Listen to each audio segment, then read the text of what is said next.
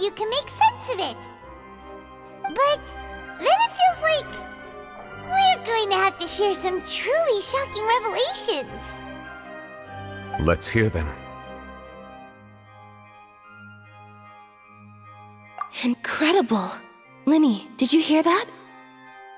We're not real humans. All Fontanians were originally created by the late previous Hydro Archon, with Oceanids as their basis.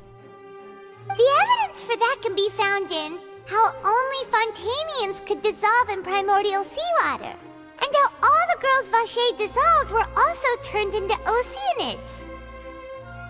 Oh, and according to Navia, when she was about to get dissolved, she also saw everyone gathered around for a trial, all of them in the shape of Oceanids. Indeed. Yeah, and it follows from the content of the first slate that she probably angered Celestia by creating humans without prior permission. That could also explain why the Oratrice judged the Hydro Archon to be guilty. It's to account for that ancient sin. The Hydro Archon's true sin was creating us? And yet, after many hundreds of years, the Hydro Archon's creations have turned around to try to judge the Archon within the Opera Epiclese. The twists of history are often the most unexpected of all.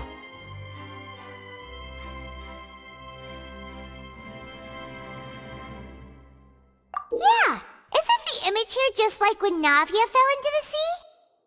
So wouldn't it be trying to show the image of the Hydro Archon also falling into the sea once the prophecy has been fulfilled in the fourth slate? In the end, the people will all be dissolved into the waters, and only the Hydro Archon will remain weeping on her throne. Only then will the sins of the people of Fontaine be washed away. Did Paimon get all that right? You've made some keen deductions. I must say, given how much you still don't know, it is impressive that you've already managed to connect so many pieces of the truth. However, while you were able to decode all the information on the slates, they've also been etched with an additional layer of hidden information using a different power source. When we were at the ruins, I tried to decipher the hidden information recorded in the slates. But since we only had 3 slates at the time, I was unable to come to a full conclusion. Now that the slate collection is complete, I shall make another attempt to decipher the narrative recorded within. If everything goes well, we should finally be informed of the unadulterated truth.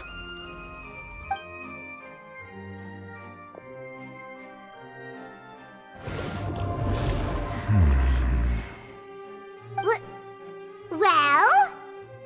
Did you get it? I believe I should share this truth not only with you, but with all the people of Fontaine as well. I will try to briefly summarize it for you. Your hypotheses regarding the origin of Fontanians and the sin of the Hydro Archon were both correct. In the Fontaine of old, the previous Hydro Archon sensed the yearning of her Oceanid familiars for life on land. The Oceanids were enamored with the beauty and romanticism of human beings, and wishing to have those experiences for themselves, expressed to the Hydro Archon their desire to become of a similar kind. However, even though water as an element is intricately linked with the power of life, the Hydro Archon, as one of the 7, did not possess the authority to create a new form of human life. Not one to give in, she eventually found a way to create permanent humanoid bodies for her familiars by appropriating the power of this planet's primordial sea. She poured primordial seawater into the Oceanids' blood vessels, creating humanoid mimics in the process. But if Fontanians were to ever come into direct contact with water from the primordial sea, the power within their bodies would escape these artificial restraints and return to the sea. As a result, their forms would collapse, and they would be reverted to their original forms as Oceanids.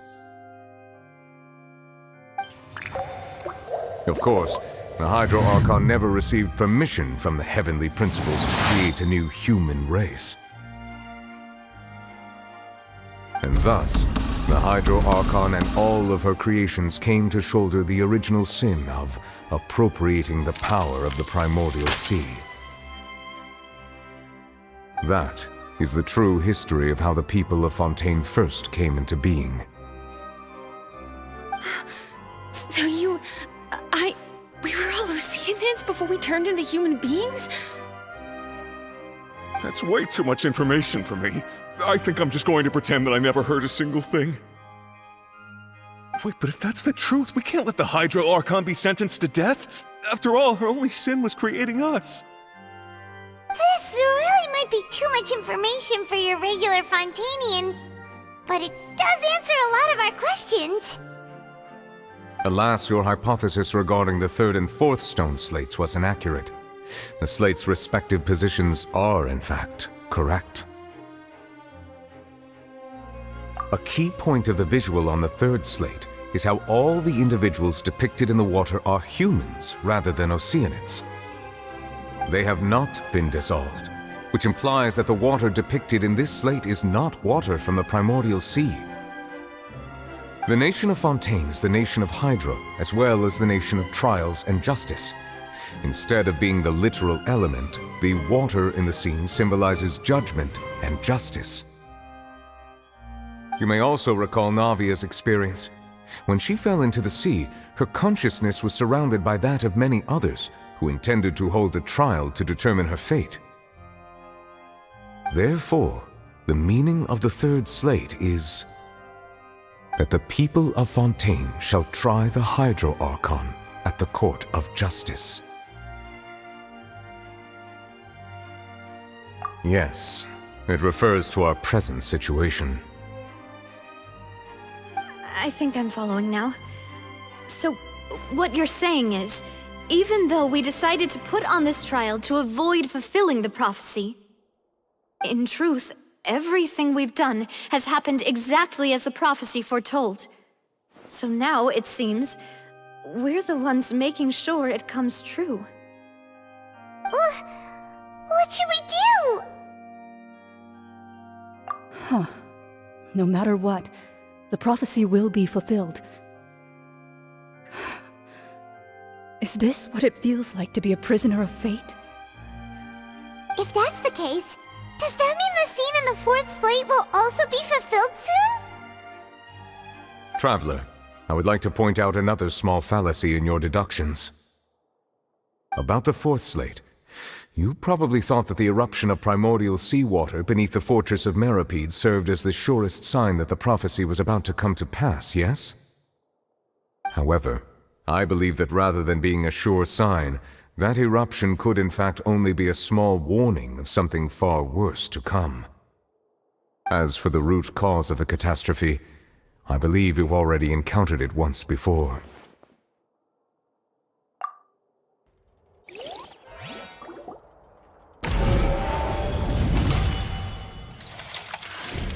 This eruption was just a small warning of the things to come. We must find the root cause of the disaster.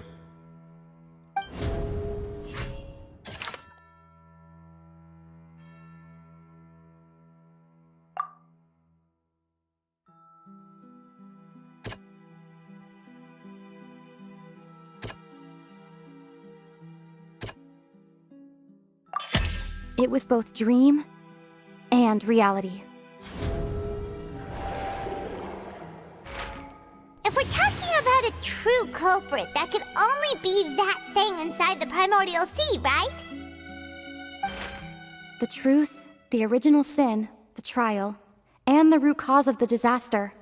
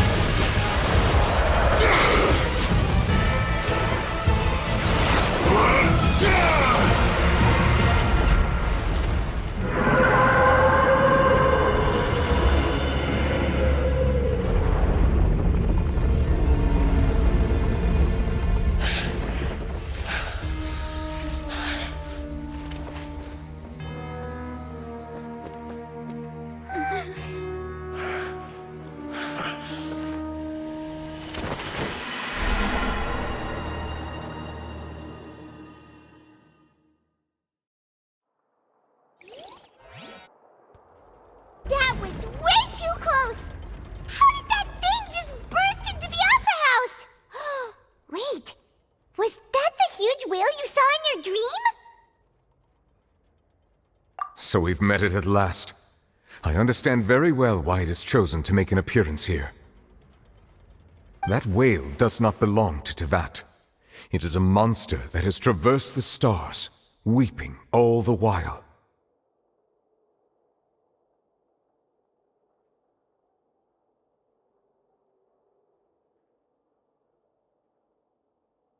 It has been greedily consuming the energy from the planet's primordial sea, using it to grow. That is the main cause for the rising sea levels. And once it has finished consuming all of the energy contained within the sea, its next step will be... You said that when the Hydro Archon first created Fontanians out of Oceanids, she filled their blood vessels with primordial seawater. Precisely. That whale finds the blood of Fontanians nigh impossible to resist. Therefore, when it left the primordial sea, it decided to make its next stop a packed opera house full of food. Food in the form of Fontanians. We just barely managed to push it back, right? In that case, won't it come back to target the people again once it's managed to recover its strength? That is correct. Indeed, it is more accurate to say that we should thank that Harbinger for buying us some time. Without him, the whale would have likely come onto land far sooner. From the way he looked, he must have been fighting the creature for quite a long time. That battle maniac. We've always known that he had a special connection with that whale, but we definitely didn't expect it to help us out like this. Anyway, now that we know that this whale is the actual cause of the disaster recorded in the prophecy, all we need to do to stop the prophecy would be to find a way to beat it up, right? It is too late. It had already absorbed too much of the primordial sea's energy before we could notice it. At this point, it has become practically integrated with the sea itself. Even if the entirety of Teyvat were to be destroyed, it could still survive and swim off towards some other world. That's not something I will accept. We've already done everything we can, and we even found the true culprit. We've come so far. You can't just tell me that the last hurdle is some impossible foe. That's just not fair. Indeed, that's not how a grand performance should end. I'll fight it to the end, no matter what. So the prophecy will be fulfilled no matter what, huh?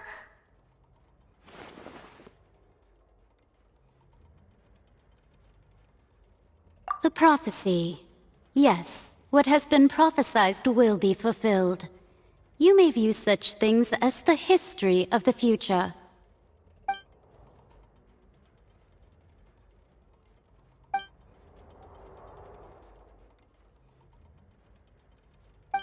Just as prophecies are usually only the future as seen from the perspectives of the gods, could things be happening in hidden corners where the gods' gaze does not fall? Ultimately, fate shall serve as your only guide, no matter what will happen in Teyvat's future. All you need to do is to play your part.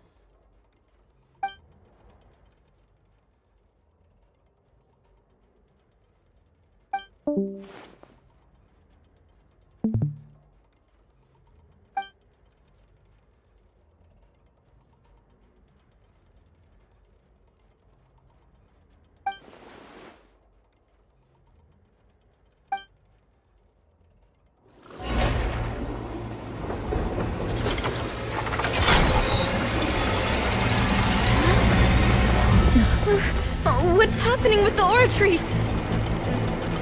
I believe it is preparing to carry out the death sentence.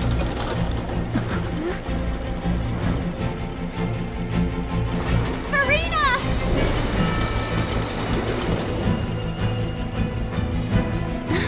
No, I still need answers.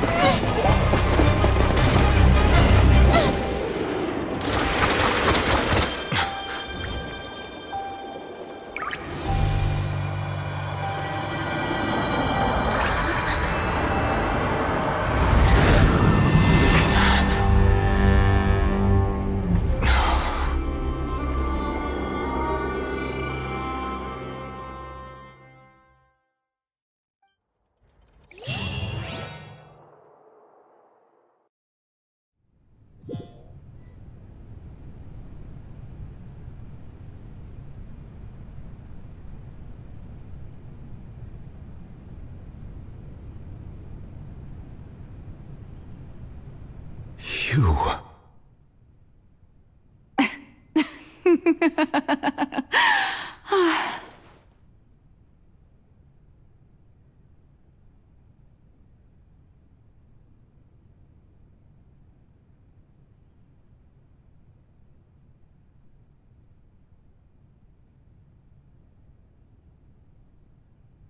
Sorry. That shocked expression on your face is just too amusing. I couldn't help myself.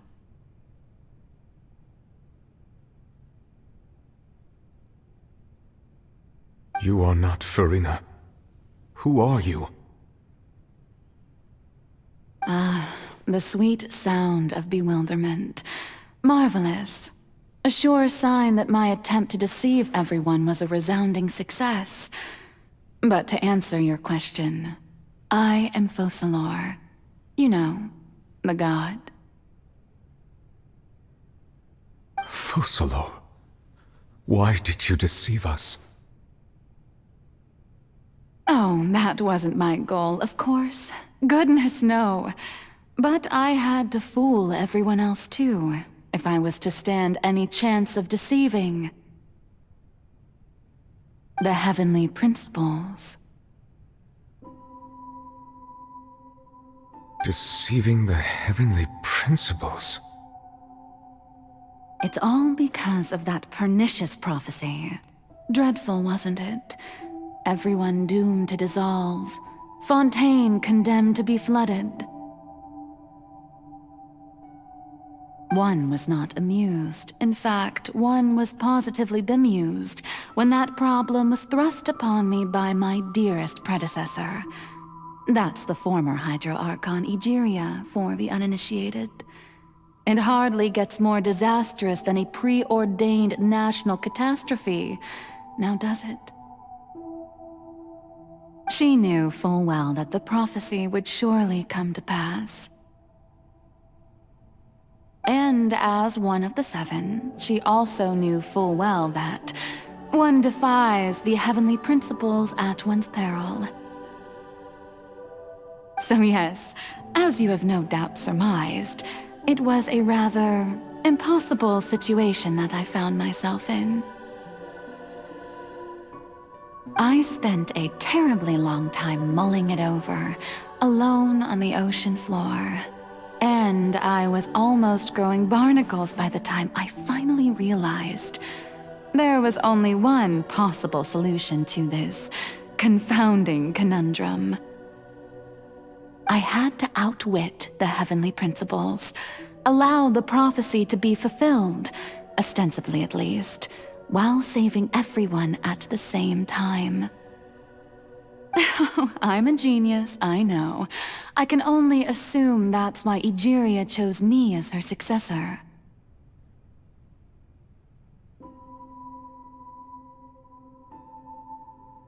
Although, looking back now, it was hardly the inheritance one dreams of.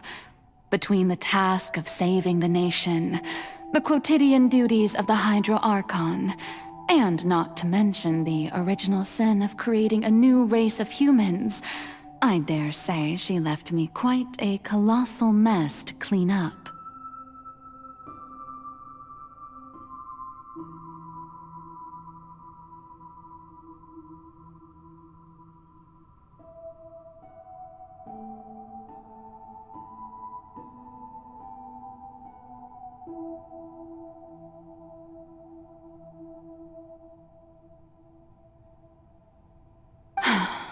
But one can only play the hand one is dealt.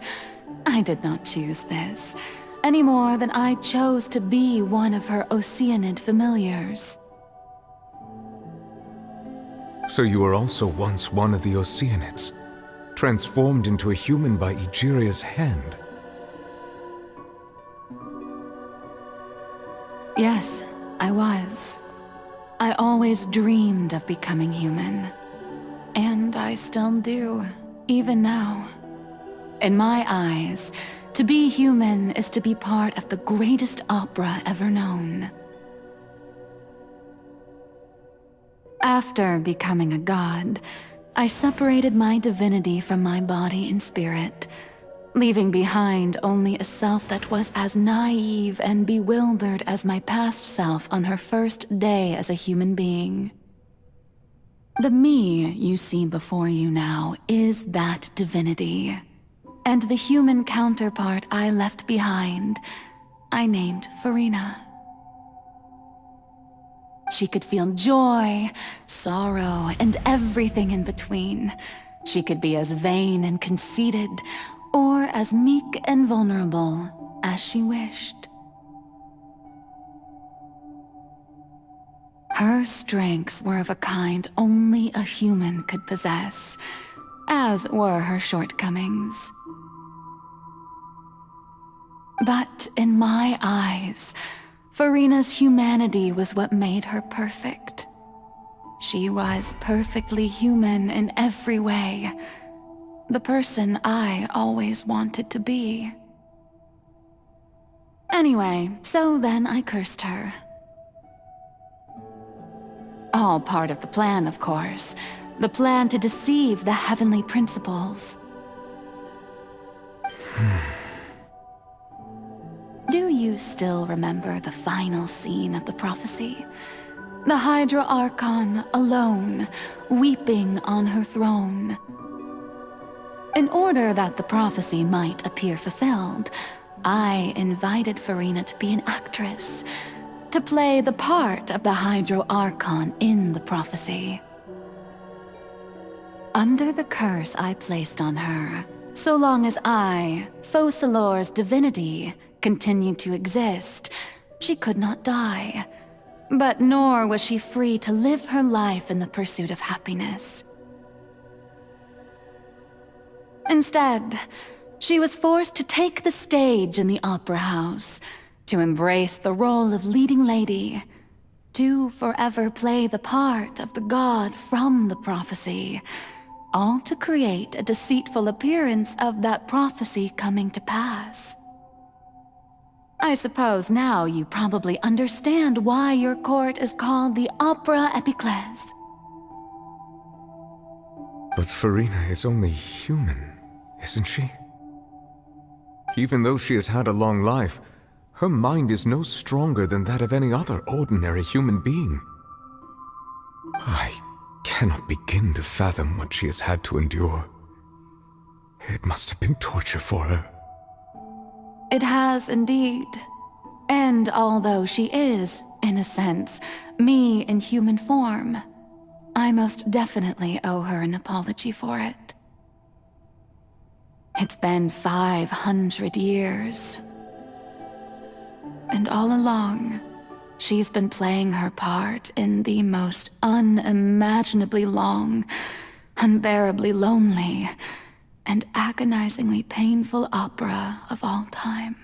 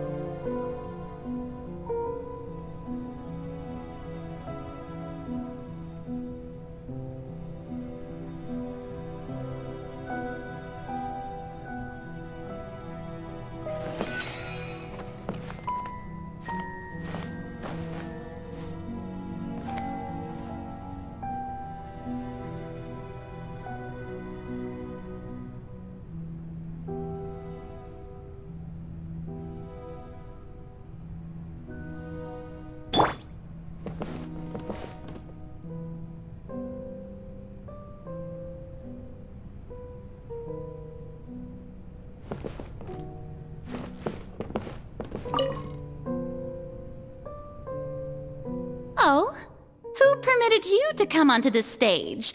Now, I understand your admiration for my august self, but I must ask you to keep to the rules.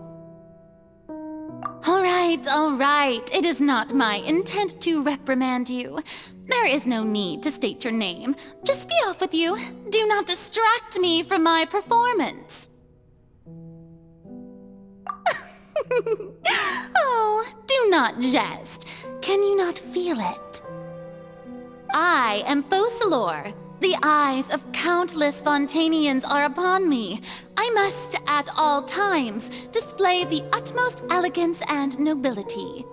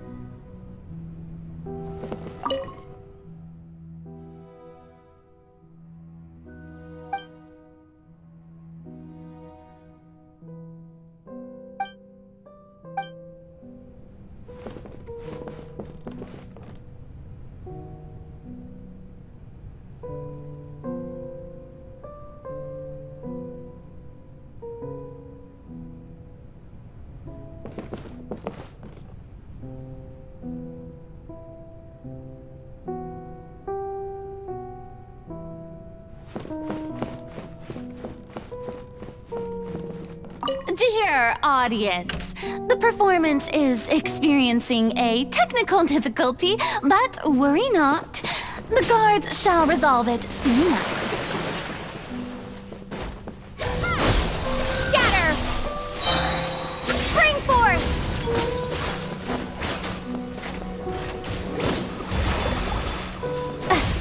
Propagate!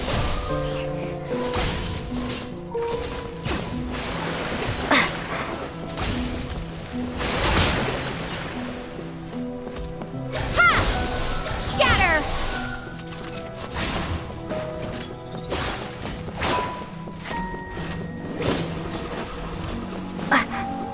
Propagate! Ha! Yeah! Germinate!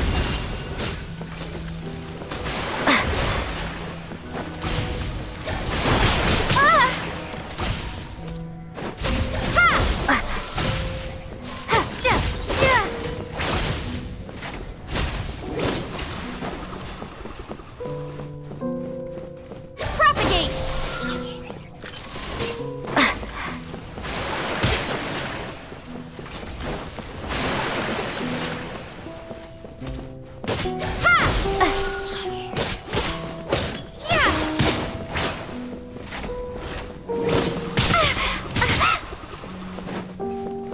Scatter!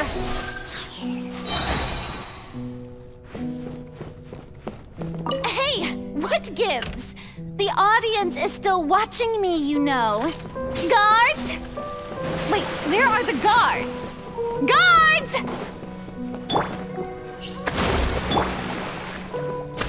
Spring forth!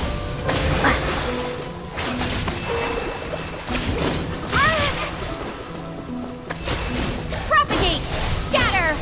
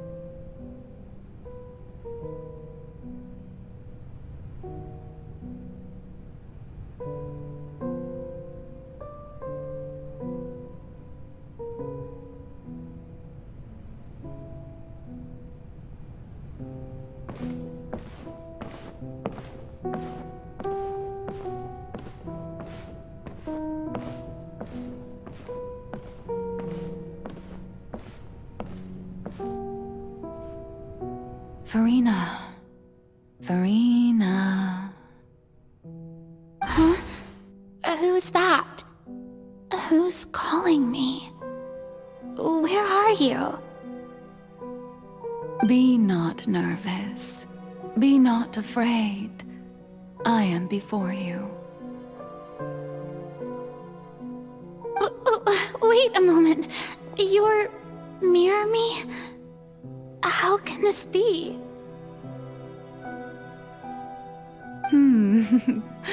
Mirror you, huh? You know what? That's not bad. Let's go with that. Mirror me? What do you wish to say? The prophecy. Have you heard of it? What prophecy? Wait. I know. I think. I don't know why, but it's in my head somehow. The people will all be dissolved into the waters, and only the Hydro Archon will remain, weeping on her throne. Only then will the sins of the people of Fontaine be washed away. Oh, very good. You know it well. What's going on? I can't seem to remember anything clearly.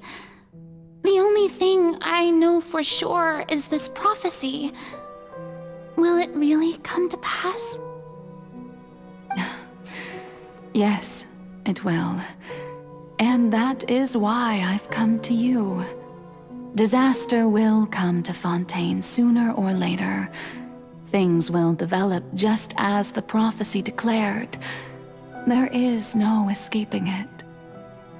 But doesn't that mean everyone will die? I'm a Fontainian just like them. Will I dissolve too? Oh, don't worry. Magical meetings exist in this world precisely to give people a chance to turn things around. It is the reason why you met me today. I will tell you how to save everyone, but you may have to suffer somewhat. Oh, so there's still hope after all. Goodness, you frightened me. You spoke so much and with so much certainty. As for the suffering, well, I will admit that the first thing that came to mind was, why do I have to be the one to suffer? But if the prophecy will come true, I'll also die anyway, right? So if I've already met you as my magical meeting in this world, if there were scales, with all the people of Fontaine on one side and my pain on the other, is it not obvious where the scales should tilt? You truly are the perfect human, my ideal. I suppose this would also be the justice that belongs to you. Huh? Don't worry, it's nothing. Listen well. Fontaine has just lost its Hydro Archon. I need you to play a role, that of the new Archon. Play as a god?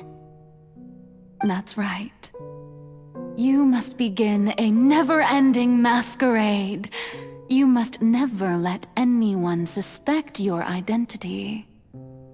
If you can keep it up, then I shall have my way of defying this prophecy.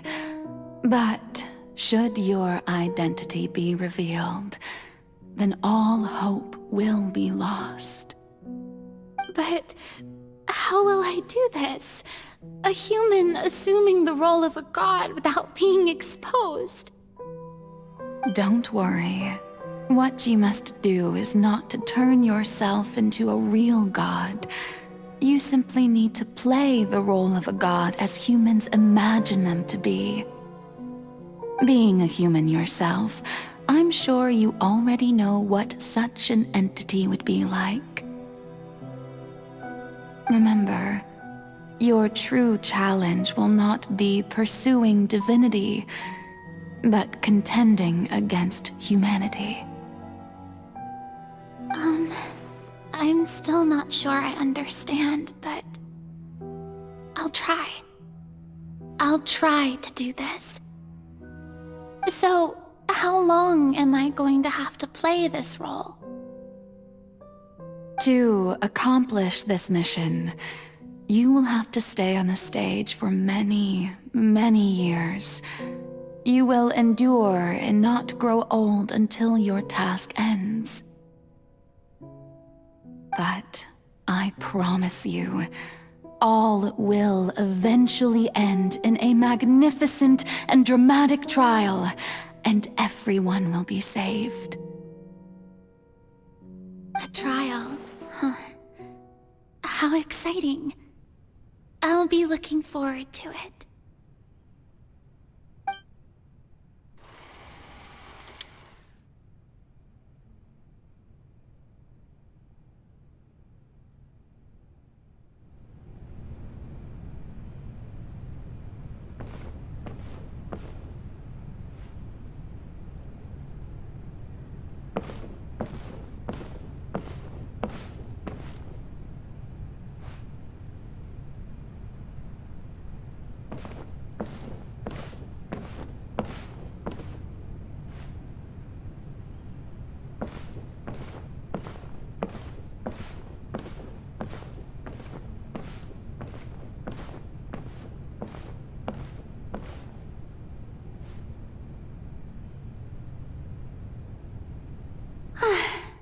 The Maison Cardinalise has announced my accession, but this is my first time facing the people.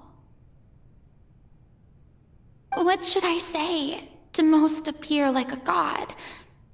To be honest, I still don't know. Perhaps I should first try to act natural. Ladies and gentlemen, good evening, and welcome to the Opera Epiclese. I'm sure you've all heard about how I have taken on the role of Hydro Archon. Indeed, I am Verena de Fontaine, your new Archon. In truth, I know little about becoming a nation's new god, but it will be my honor to guide you all. As the god Focalor, the god of justice, I shall do all within my power to lead you into an age of fairness and justice. Once again, thank you all for coming. If you should have any questions or suggestions, please send them to the Maison Cardinalise. The future of Fontaine will require us to work together, after all. This should do it. I thought I might stammer, but thankfully, I was able to convey my thoughts just fine. Okay, and next. That's the new Hydro Archon. Is this some kind of joke by the Maison? I would have thought that a being that surpasses humanity would be a bit more assertive. Hey, did you hear that? She even told us to send her suggestions there at the end. Shouldn't gods be all-powerful? She's being so modest. What's the difference between her and an ordinary person, then? If you ask me, perhaps the succession didn't actually happen. She might just be a Maison-back puppet. Wait, what's going on? Why is everyone suspecting me of being a fake? Oh, this is bad. If I get exposed here, there'll be no saving the people from the prophecy. Right. Mirmi said that I just need to play the role of a god as humans imagine them to be. Calm down, Verena. Think. What do the people want? How would they imagine a god to speak and act? Assertive, with a strong sense of presence. One who can dispel all doubt. That is the character I'm fated to play.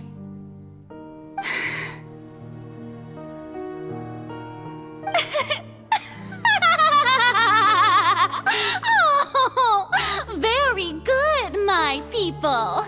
Only ones such as you are deserving of my rule. Now, I was wondering if some weak puppet were to one day come onto the stage and claim ownership of this opera house, would the children of Fontaine follow them? Well, it seems that you would all see right through them.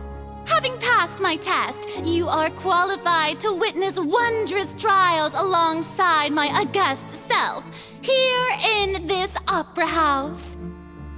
You may consider my previous act a door gift of sorts. I thought it was a debut that suited the atmosphere. Now then, let us be reintroduced. Ah, so that was just a performance. How could I have forgotten that we were inside an opera house? A personality? It's quite shocking, to be honest, but I suppose it's a better look than before. Such a fascinating and bold deity. How wonderful! Our future may yet be bright after all. It seems I've turned them around. Best follow this flow and restart my accession speech. My dear people, whether you acknowledge me or not, whether you trust me or nay, I say to you, keep faith in your ardor for justice. We have heard it said that this nation's sins can no longer be washed away. Well, I say that justice is most fragrant when it blooms amid sin. No, this won't work. They'll suspect me again. I must play the role that they want me to play. No, this won't work. They'll suspect me again. I must play the role that they want me to play. The scales of justice should not weigh heavy in the hands of its god. On one side, it must carry fairness and justice. And on the other, praise and applause. May law be the prayer on our lips. May judgment be our worship. Let us light the fires and drink to the future of Fontaine! No, this won't work. They'll suspect me again. I must play the role that they want me to play. There is no trouble in this world that justice cannot solve. All that is needed is for you, my people, to believe in it, heart and soul. So long as I, the Archon Focalor, stand within the Opera Epiclese, so long as I stand before the Oratrice, I shall even judge the gods of this world!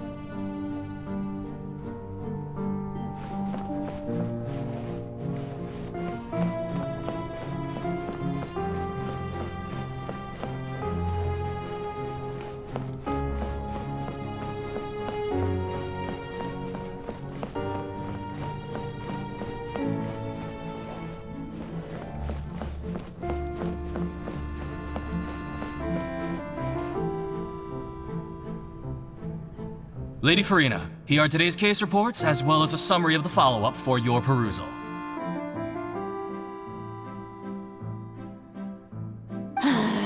Come now. Was I not just at the Opera House in person? Leave these kinds of things to Neuvillette. Besides, none of these trials were the one that I'm looking forward to the most. If I may be so impertinent, what kind of trial are you truly looking forward to? A magnificent, dramatic, and wondrous trial. A trial to end all things. How could you hope to understand? That's true. I fear I lack the ability to grasp your divine thought, Lady Archon. No need for fright, and do not take what I said before too seriously. Go now, do your duties. The trial I await. It will come one day.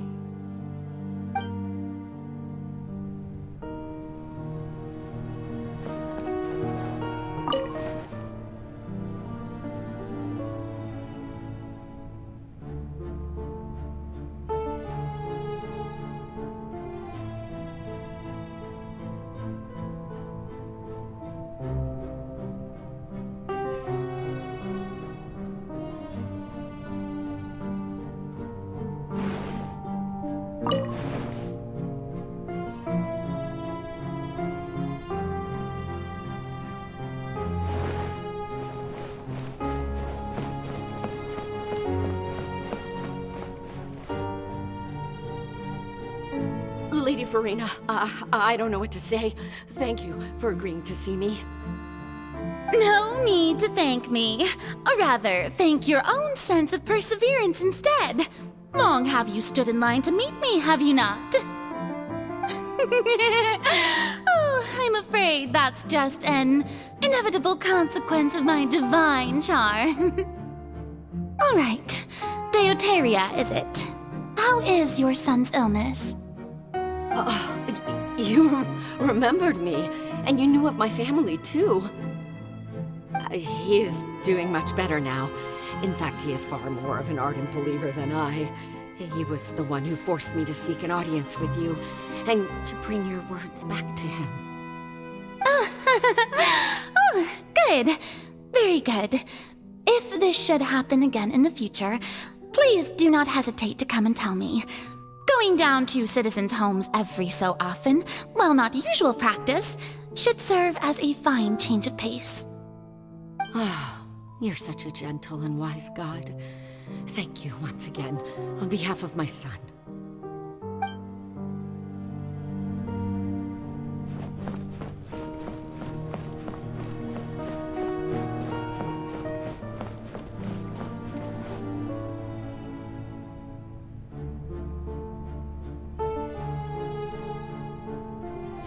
Lady Farina, here are the latest hydrological reports. As for the specific parameters you asked to take note of, I'm afraid things still don't look good. I see. It's as I thought then.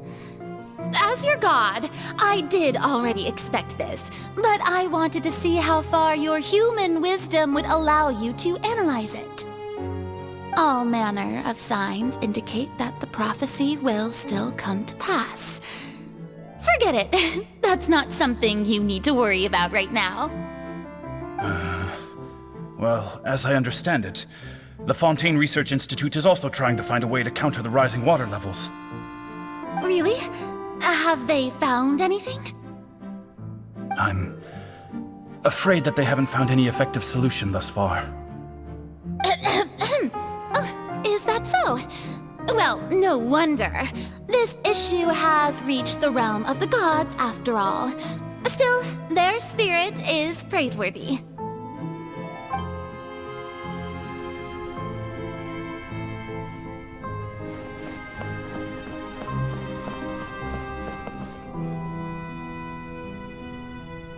The day is finally over. I haven't had a moment to breathe this whole time. But it's good to see that everything's getting on track. There are no longer any voices of suspicion. maybe this is fine. I just need to keep going, and everyone will be saved. Alright, Farina, don't think too hard about this. You need rest. Tomorrow's a new day.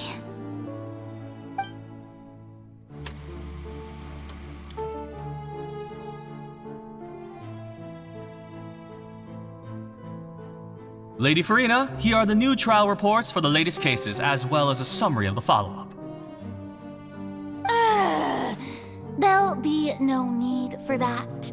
I've seen them already. There's no need to go back over scenes I've witnessed in person before. Lady Farina, I've waited so long for this chance to see you in this manner. Indeed, my dear, loyal citizen. This joyous moment is an honor for us both.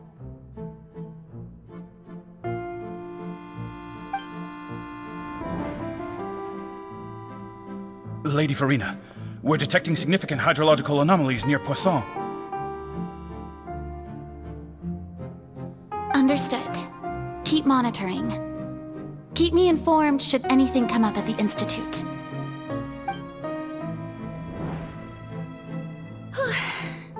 I don't think I let anything slip today. I must show the people that there is nothing to worry about. I just don't know when these days will end.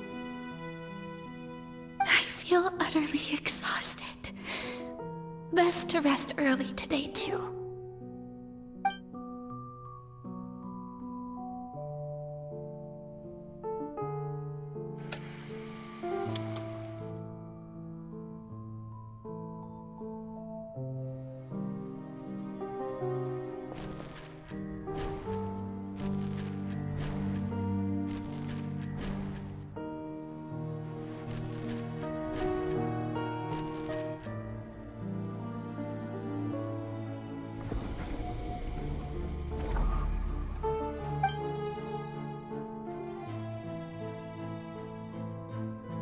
Lady Farina, it's like a dream being able to speak with you up close like this. I've heard that the first member of our family who was honored to receive an audience with you was Madame Dioteria, almost 20 generations ago.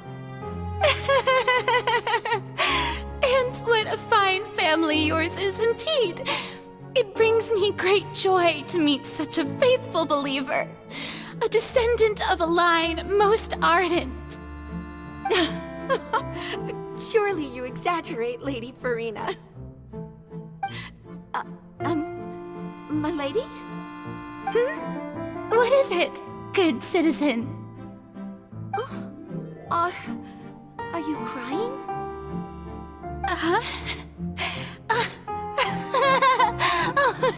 Really now? I didn't even notice. This must be the overflow of hydro from my person.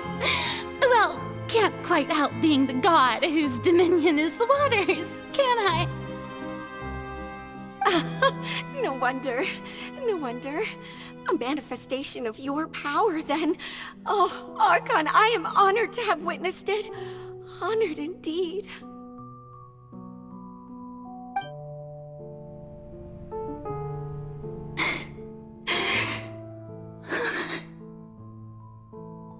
So interminable. So lonely. Just how much longer? Hundreds of years must have passed by now. Perhaps the show must go on for hundreds more. I never imagined that it would hurt so much. Have I reached my limit? No. Perhaps I reached it long ago. Today I didn't even notice my own tears. I want to tell someone, anyone, about this. But would that not destroy all I've done so far? I've conducted so many investigations across the centuries, but there's not even a sliver of hope that we might break the prophecy. All I can do is keep heart. I must maintain this act. It is the only way to save Fontaine. Please, mirror me. You have to succeed.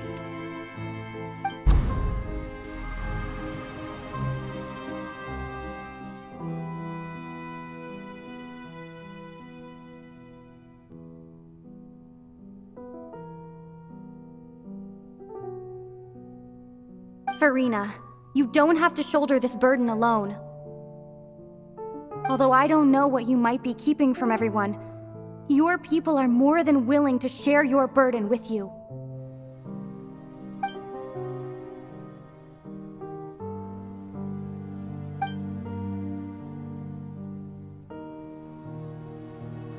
Share my burden. That's impossible. It was fated right from the start that this would be my duty alone. But even if your burden doesn't need to be shared, you can still choose to confide in someone. Just share it with me. I'm what you'd call a witness. A witness? Yes, I've heard that you came to Tevat from beyond the stars, yes. In other words, you never belonged here. And if Tevat is, in its entirety, a show on a stage, then you're just a spectator, aren't you? If that's the case... She's right. I could confide in her, couldn't I? But if things don't play out as expected, the people of Fontaine will be the ones to pay the price. No, Farina, you shouldn't be selfish. But what if it's really alright? Farina, you've worked so hard for so long. Surely it would be okay to put yourself first for once. Just this once. Is it such an outrageous thing to do anyway? To find someone in whom you can confide your frustrations and sorrows? Surely it could not hurt. If you let this opportunity slip through your fingers, it might never come by again. Think about it long and hard.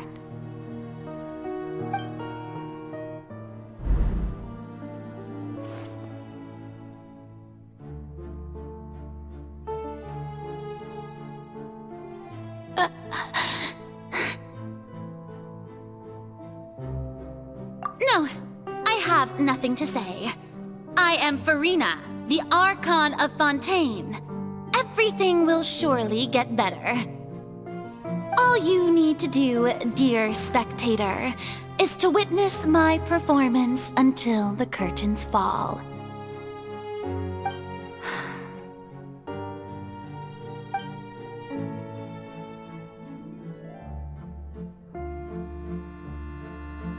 Fine.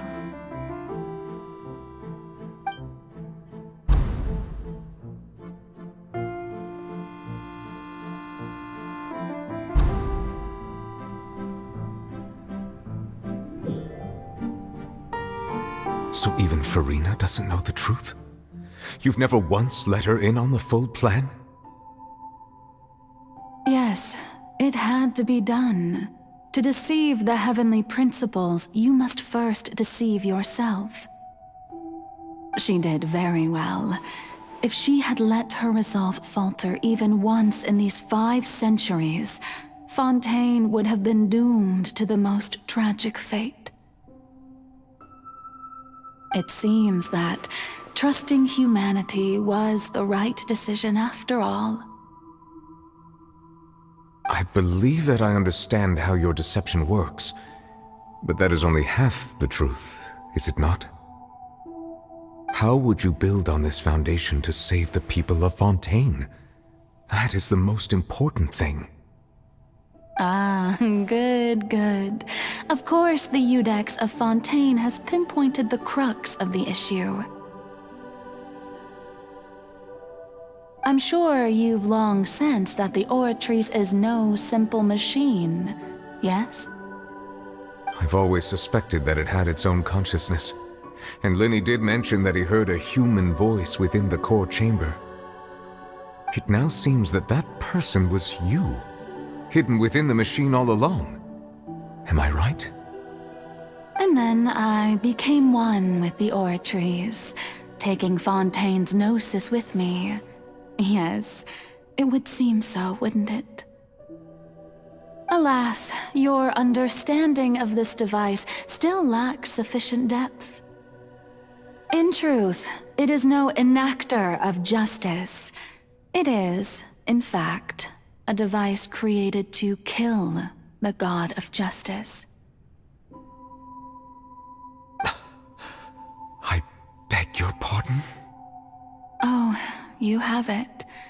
And to be more precise, not only will the Oratrice take down the god of justice, it will also take down the divine throne upon which she has been placed. I mean, did you think I would be the sort to enjoy peaceful repose while Farina suffered?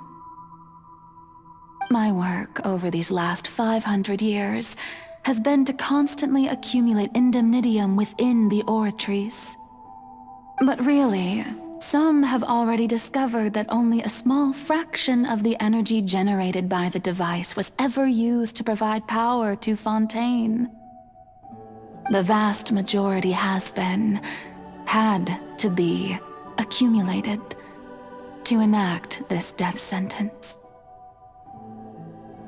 It was all part of your plan then? Both the trial and the sentence? Indeed.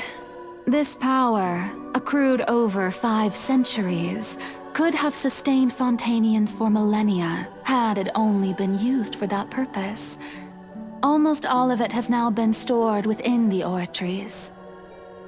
But only power of this magnitude could hope to destroy the Hydro Archon's divine throne, shaking the rules established by Celestia and breaking through the institution that is the Seven. So the Oratrice's call for death was for neither Farina nor Focalor, but for the Hydro Archon.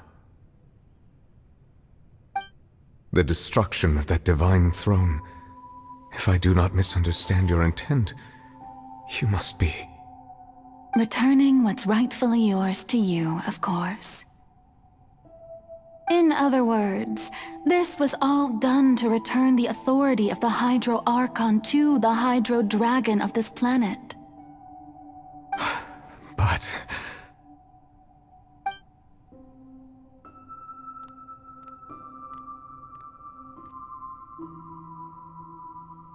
Oh, what? Getting sad again, are we? The authority of the ancient dragons shall soon be yours once more, O Hydro Dragon Sovereign. And this is the face you make. all you've done throughout the years is just so you can sacrifice yourself at the very end. I've never quite seen it that way, you know. Even now, I'm quite pleased at how well my deception worked.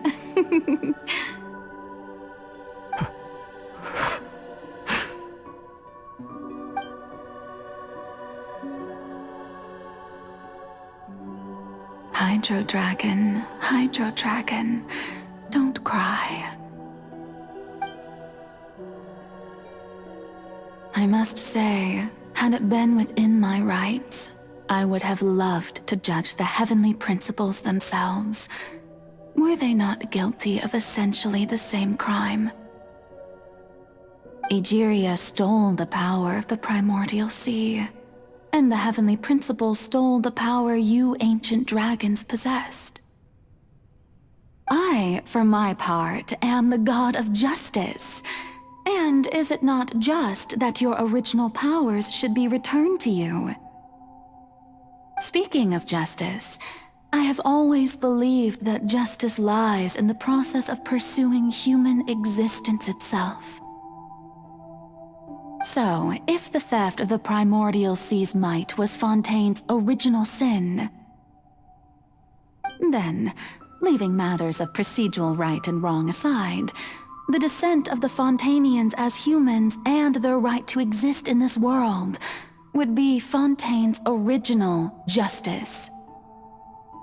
In other words, existence was Egeria's justice, and to me, justice is the continuation of that existence. Defying the prophecy and ensuring that Fontaine's people shall live on, that should be the justice enthroned over all others. At this point, we, whether it be myself or all other Fontanians, have shouldered the burden of this sin for far too long. Iudex Neuvillette, the highest judge in our land, when you regain your full power as an elemental sovereign, what verdict shall you pass upon us? So when I was invited to the court of Fontaine to serve as Iudex, I see now that that was your idea too.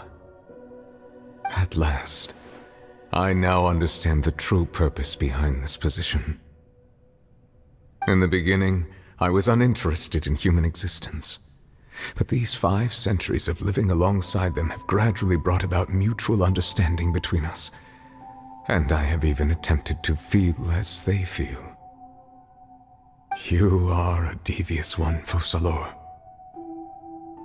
Things being as they are, surely you know that I could never declare them to be guilty.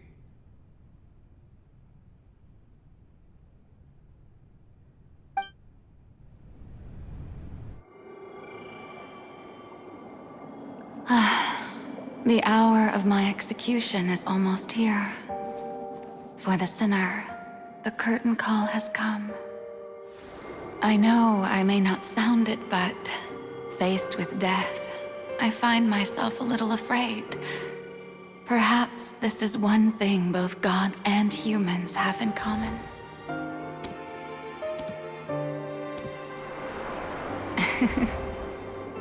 Farewell, Neuvillette. I hope you've enjoyed the part you played these 500 years.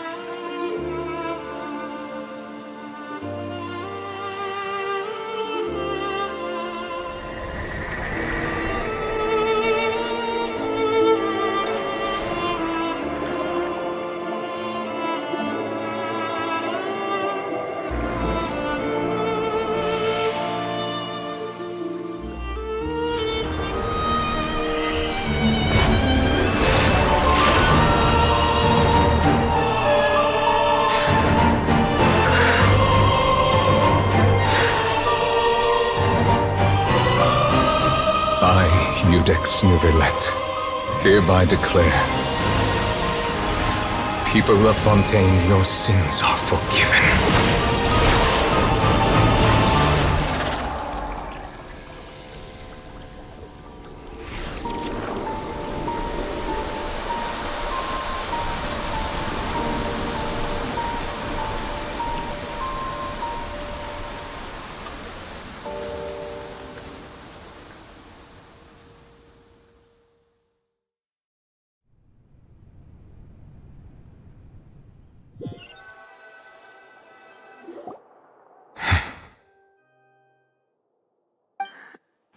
What just happened?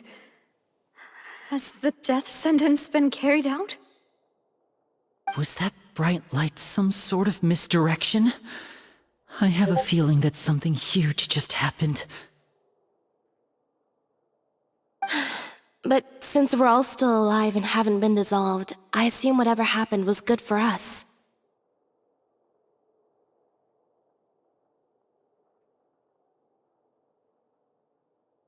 It's time to end this. We must mete out punishment to that beast.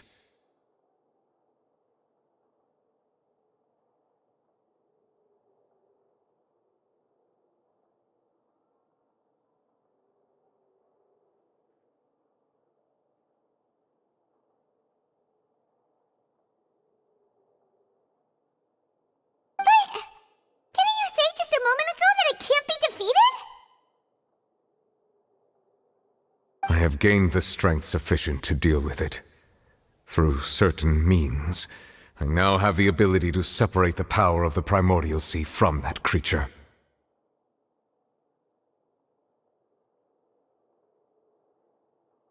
We should seize the opportunity to pursue our quarry.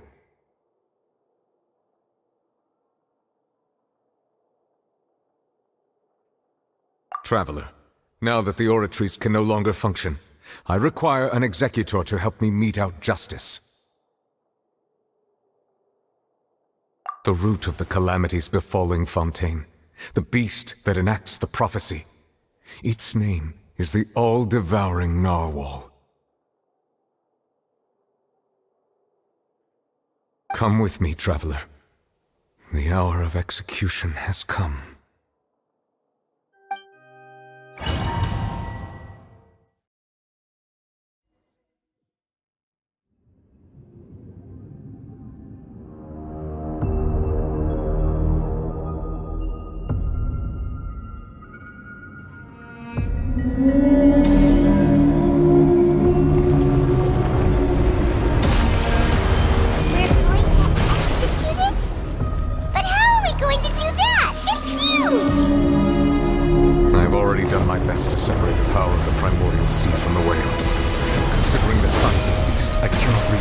Source.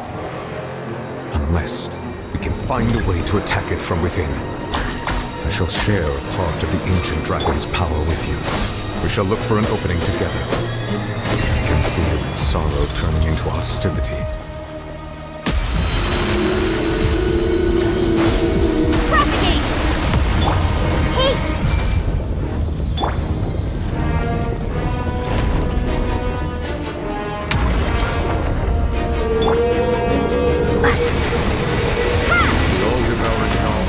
Resist its instinct to devour. Continue to trigger its hostility. A chance will present itself.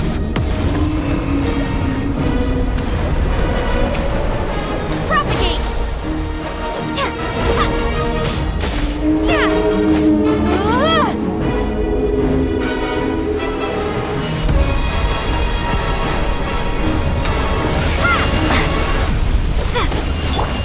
Grow! Positions!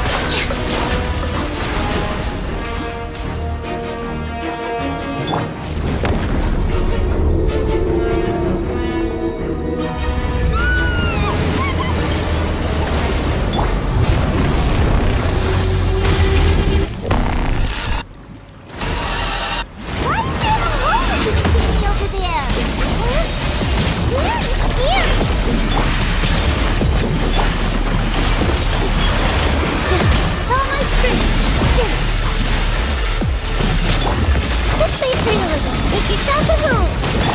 Hold the line! I have granted you my protection.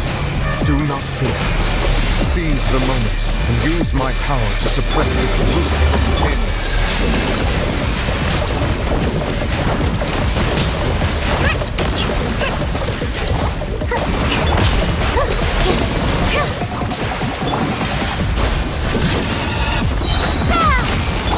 This dance is for you!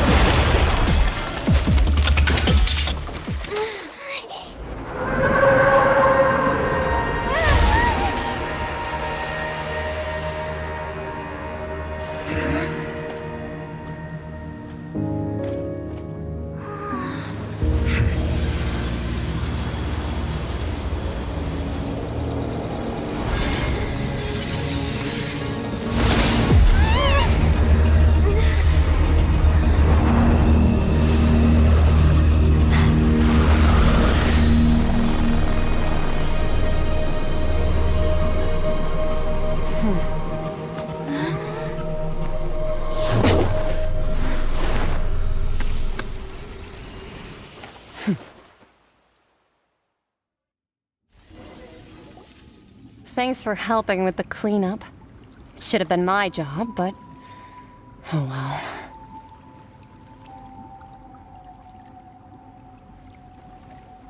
It was just supposed to be a short private training session for me. I didn't think that my disciple and my master's pet would start brawling in the meantime.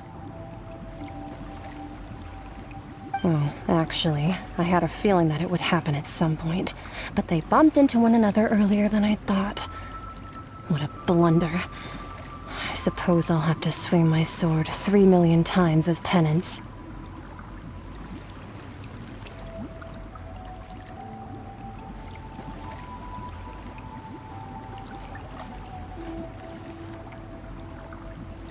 That power. Who are you exactly? Hyman has an idea. From what she said earlier, she must be Child's master. Skirk, right? It's just that he gave us the impression that she was the less talkative person. I simply did not have anything to say to the weak. But you, on the other hand, managed to defeat the all-devouring narwhal without using power from beyond this world. So you may speak to me as equals. I have to agree. It's a strange use of a planet's primordial waters just to raise an all-devouring narwhal. That kind of power is wasted on it. It's not cooperative. It eats too much. And I have more important things to do with my time than pet sitting. The only thing that creature has going for it is its looks. All in all, it fails as a pet. Miss Skirk? I think you might have missed the point. The point being? Well, being that this pet almost destroyed an entire nation. So what sort of person is your master? Well, Child's master's master. Wait, is that right? Oh, right. So you don't know him. Sorry, I assumed you did. His name is Sertologi.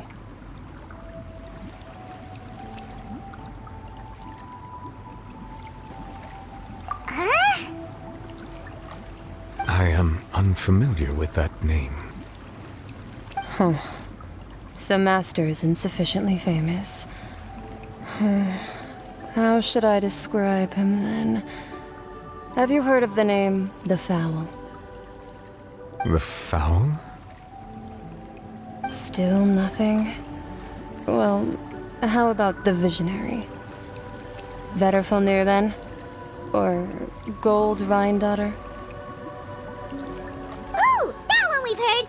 Rhine-daughter's part of the Hexen Circle. She's Albedo's mom, right?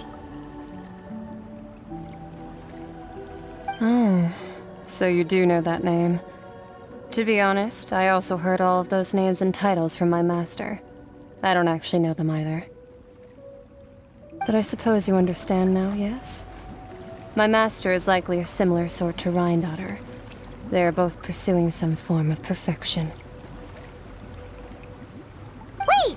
Didn't you also mention a visionary person? Paimon didn't quite catch their name. Actually, never mind that. I believe it expedient to inform you that the all-devouring narwhal used up nearly all its strength fighting you. Such roiling hydro energies will prove difficult for the planet's deep seas to digest. As such, the fontaine back on the surface has most likely been thrown into chaos.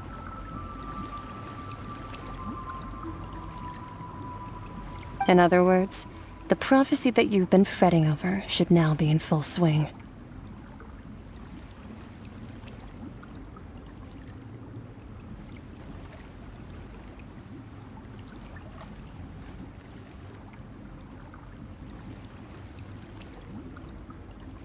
What?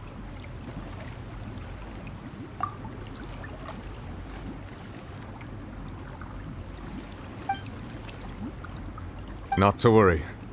Focalor has already managed to deceive the heavenly principles.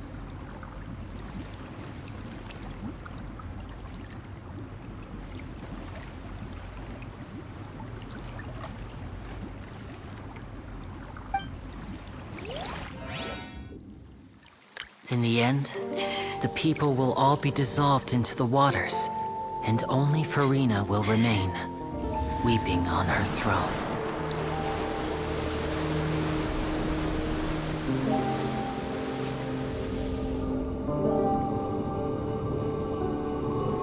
Only then will the sins of the people of Fontaine be washed away.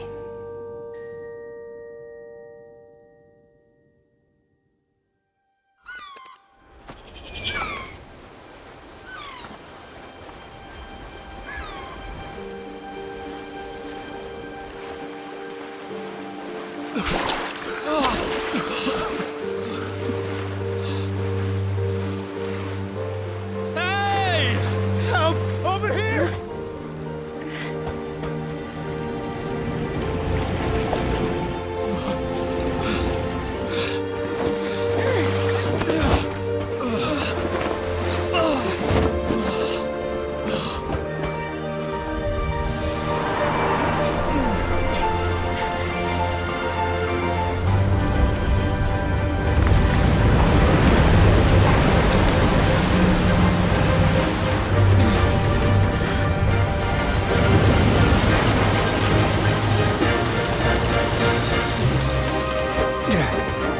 All hands, initiate emergency rescue!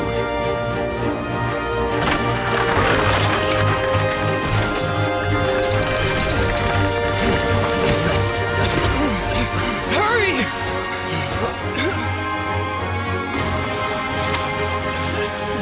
Hey, lend a hand!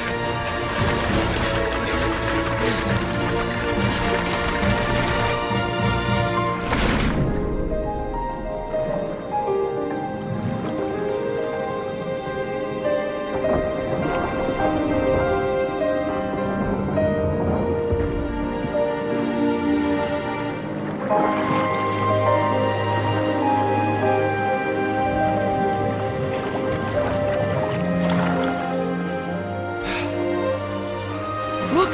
The water's receding!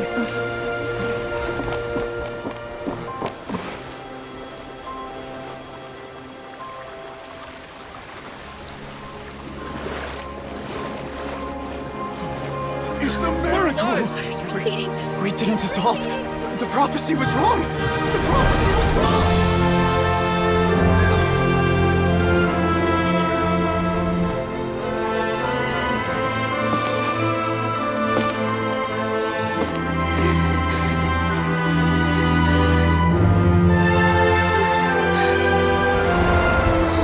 Are you alright? Yeah. We're saved. The prophecy was wrong.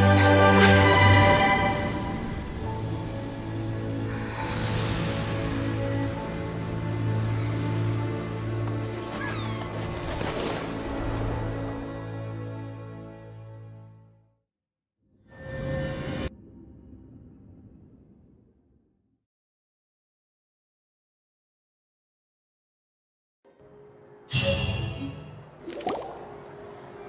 Soul Renewed! The Spina di Rosula talks post-disaster rebuilding. I recently visited Poisson to meet with Miss Navia, spokesperson of the Spina di Rosula, and we spoke about Poisson's present and future. Old soil can still give birth to new bloom, Miss Navia stated. Hope is like seeing a small cookie when you're starving late at night. You just need a little of it. Skyship Winglet, lunar brain of the Fontaine Research Institute. The various disputes that have arisen on account of Mr. Edwin have suddenly become a shield over the Institute, with Jurier turning out to be a once-overlooked hidden gem. People always call the first researcher mad, but few know what to call the second. And should that latter person achieve a miracle, they would find it all the harder to find a word with which to classify him and his team. Wow! Paimon barely recognizes the people in the reports. Are those really Jurier and Navia? They sound like real big shots. What do you think? Pretty enthralling, huh? The Steambird's idea was pretty simple. With the disaster just having passed, we would print a free edition packed to the margins with good news to calm people down. The value for these big scoops lies in their inevitable follow-ups. We'll publish further reports and go into the stories behind those people. Edwin's assistant, Jurier, created a true flying ship, while Navia is leading people in the reconstruction of their home. I'm sure that these stories could draw even your well-traveled eye. Paimon's curious too! Wait a minute. Didn't we watch everything happen from start to finish? What's there to be curious about? And that's exactly why I'd like you to come conduct interviews with me. You're the best incubators of news, if you haven't noticed. And also, with you around, I'm sure I'll get to see that Duke. Are you sure? Hasn't he turned you down several times already? Oh, this time will be different. Come on, let's head to Poisson first, and then make a trip to the fortress. There are some things you'll only know when you get there.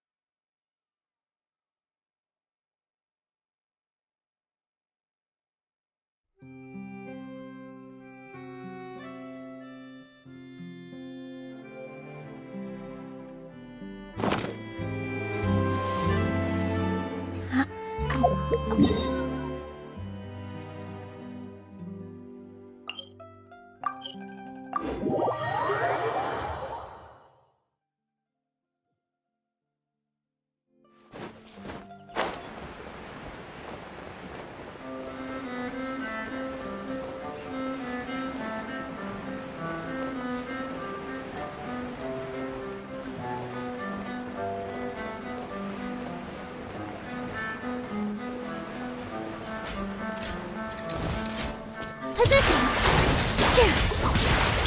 A minute to memory. Rest and rebuild. Covenant of the Deep.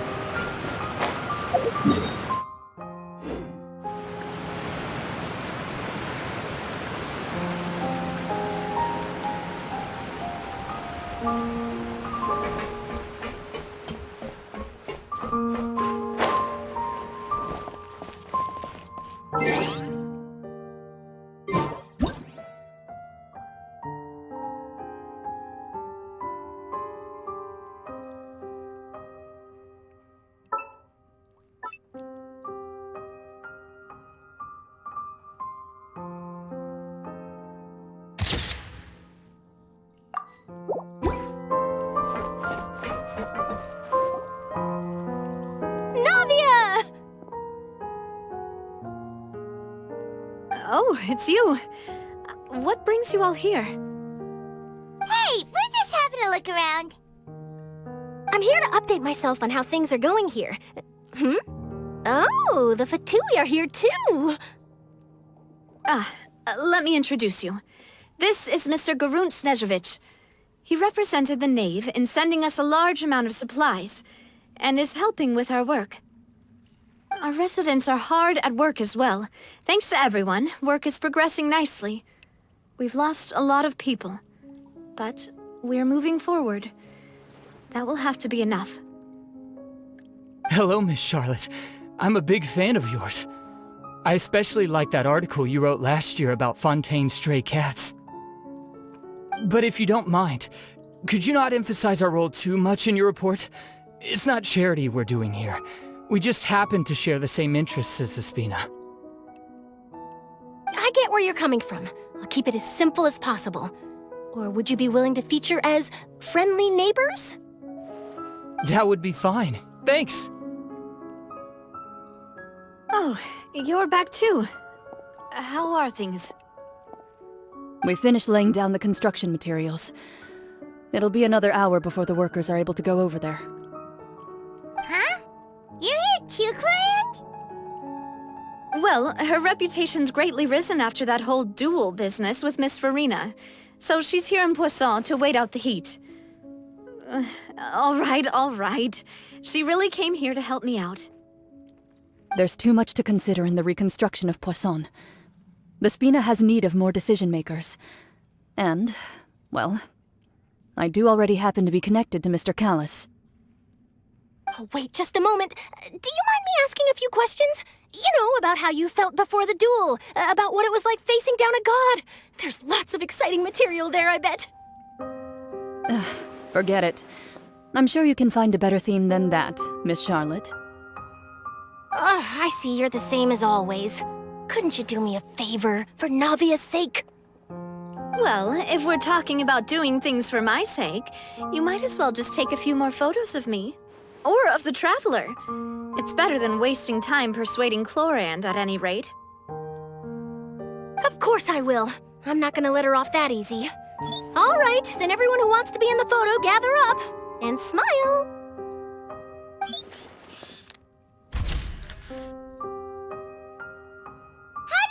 Was it a good shot? Did Paimon look cute in it?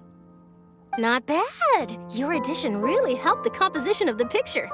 All right, hang on a moment. Let me snap a few more shots.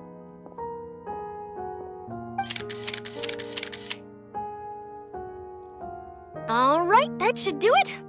I'll be back here later anyway, so let's call it a day. You're very quick. Speed is of the essence when it comes to the news, and freshness is the key. Also, not to brag, but I'm pretty good at building connections. Who knows? I might eventually get that interview with you after all, Miss Clorinde. Wow, you really do have that never say die spirit. I'm impressed. I'll hazard a guess that this is how you got that interview at the Fortress of Maripede. Whoa, you're well informed. Let me make a guess too. I asked Sigewinne, who told Monsieur Neuvillette, and he told you, right? That's a very complete information chain. In truth, all Monsieur Neuvillette asked me was, when did the fortress become so friendly towards the media? I told him that it was best not to speak too soon. There's no guarantee that Ridsley will make a personal appearance. You're right. I've got to treasure every moment I have with them. In which case, I'll be making a move first. Stay safe now. And tell me if you hear anything interesting. I'll treat you to afternoon tea in exchange.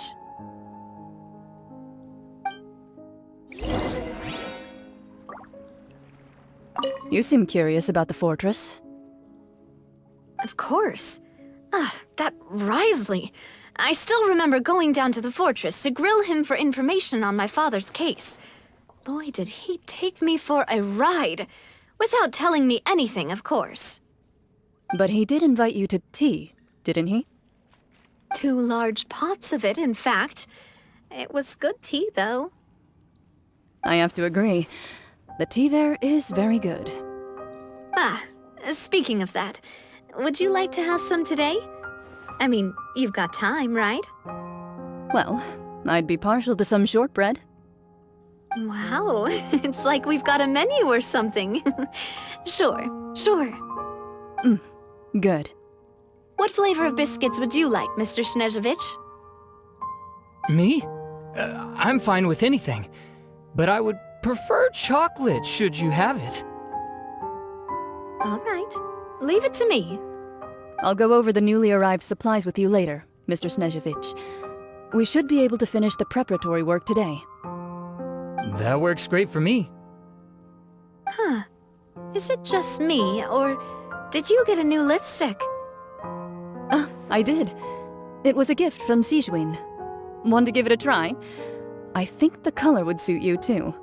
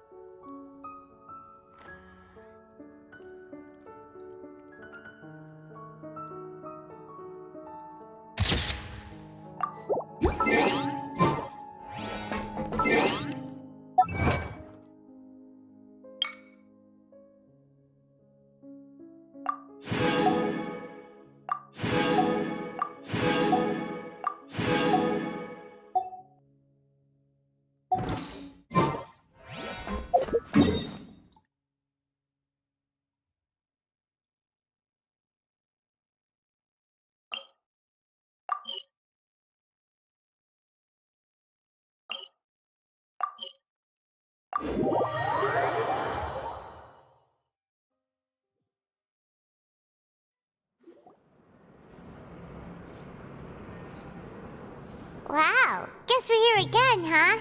There's a real nostalgic feeling to this place. Looks like you've been missing us. Duke! Did you come all the way to the entrance to greet us? Of course.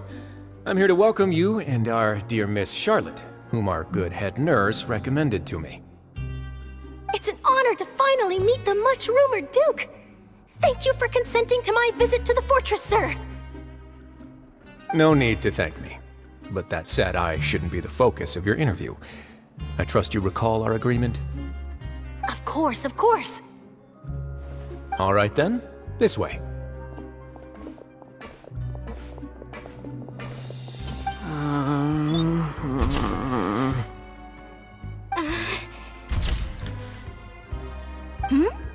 Hey, no need to be so nervous. I've already taken all the photos we need. Miss Charlotte, do these pictures really need to be published on the cover of the Steambird? It would seem that Miss Lorvine doesn't want her face to appear beside that of Mr. Jurier, hmm? Sir, please don't say things like that. But it looks like dear Mr. Jurier denies it. Might this interview be very important to you, then? No, I just... this is my first time being interviewed, and I'm very thankful to the Steambird for...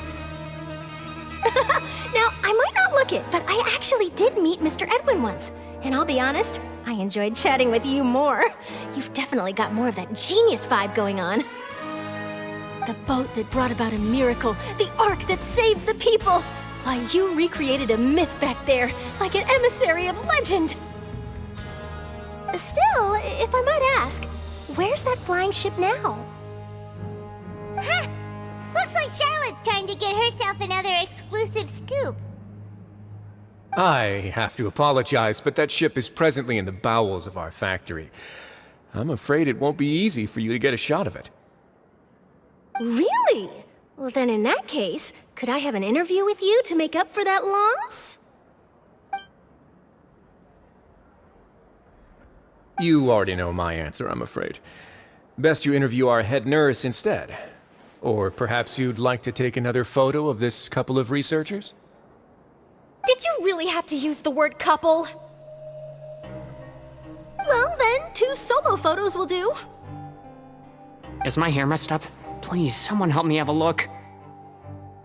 Things sure are getting pretty lively here. We've seen this kind of thing before. Oh, seems like everyone's here.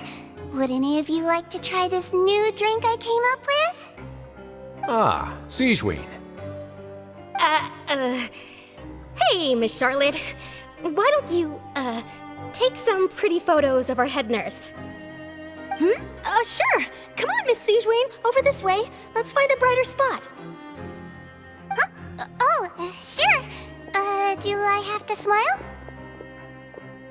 So, how have things been at the fortress?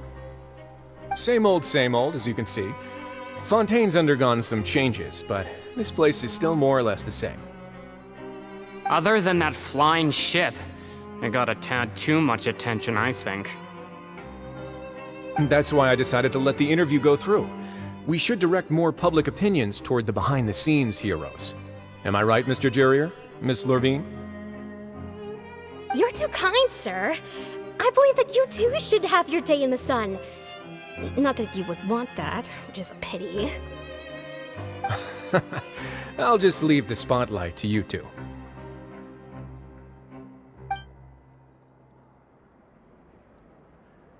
I see. Lots of things happened that day, huh? Anyway, regarding that Harbinger, I'm not sure you remember, but his 3 young followers are still waiting for his return. He sure did win them over, huh? I'll tell them that there's good news and bad news. The good being that their boss seems fine, and the bad being that they must face extended sentences for abetting his escape. Oh, actually, what about you? Are things gonna change for you too? What change can there be? The fortress will keep chugging along, and so will my duties. As to what Miss Farina's departure will mean for the nation, and if our laws and governance will be transformed, we'll leave those to the folks in the overworld. Hey everyone, the photo shoot's done. Good. In that case, let's call it a day here. Thanks for your cooperation. Come on, Traveler, let's go. Till next time, everyone. There'll be a next time? Maybe. Who knows? I might write a story about the underwater factory next time. Until then. All right, last stop, the docks.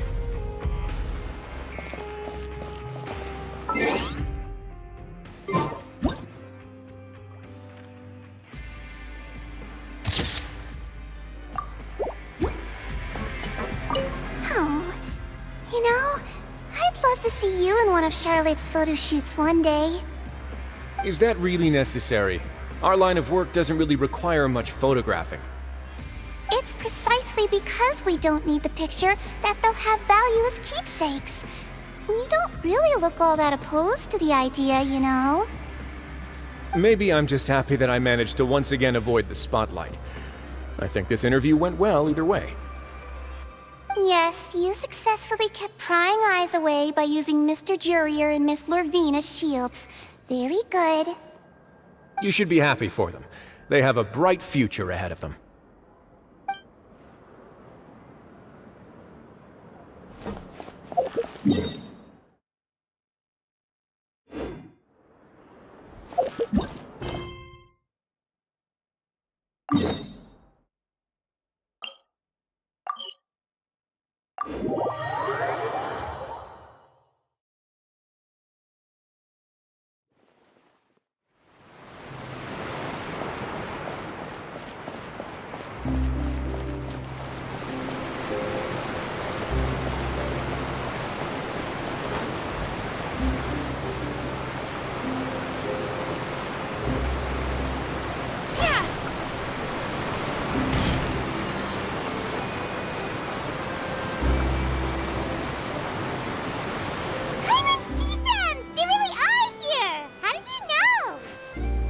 Navia mentioned that she stayed in touch with Linny and the others after working together.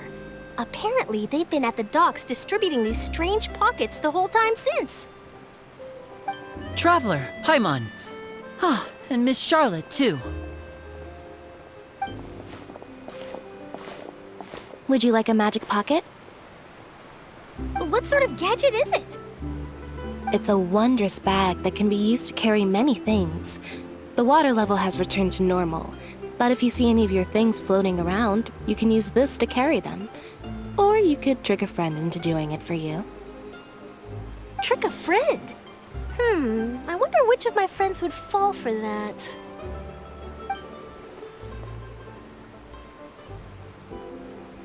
You could just make a friend like Fremine here. Isn't that right, Fremine? Is this what you meant by, I'll help you make some more friends? To be honest, that sounds pretty sweet. Could I have your contact, please? Sure. Please, write down my address. You sure are working hard to help Fremine socialize. He was the one who proposed doing this. He even wants to assist in our magic shows. Yes, I was planning to first introduce Pear as an assistant, and later Fremine himself. In the future, I think we can leave underwater escape magic to him too. That said, would anyone want to see a diver escape underwater? Oh, it'll work out. Every journey begins with the first step. He'll become a part of our show eventually. Lynette, could you come over? Miss Charlotte says she wants to take a picture of us. Got it. My, that Charlotte is rather perceptive. She got rid of everyone the moment she realized I had something to say to you. So, how have things been, Traveler? Father says that you did a great deal during the latest events. She's very grateful for your contributions to Fontaine. That's all right. We were more than happy to help. So, what's she doing now? Oh, I guess you haven't heard. Well, after Lady Farina left, Father and Monsieur Neuvillette opened negotiations, during which he gave Fontaine's gnosis to her as a diplomatic gift. A diplomatic gift? A gnosis? Yes, I was quite surprised at first myself. But when I thought it over, there were actually a number of things going for it. It could have been done as an apology for the incident with Lord Child, or as thanks for his help in tying the all-devouring narwhal down. Furthermore, Father did also lend significant aid to Fontaine and Poisson.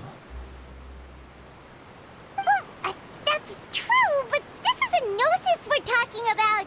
Doesn't this seem a bit irresponsible?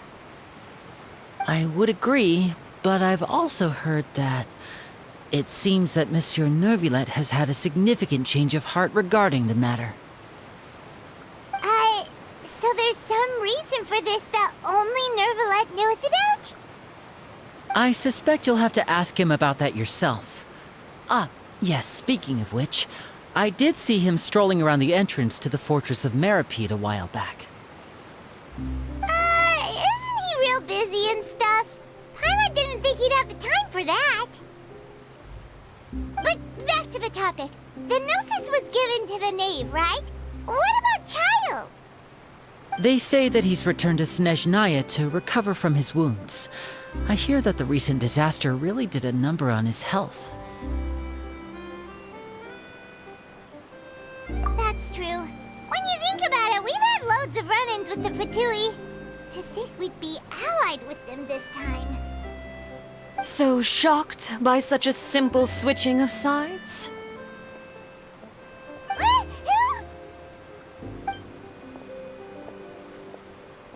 Father!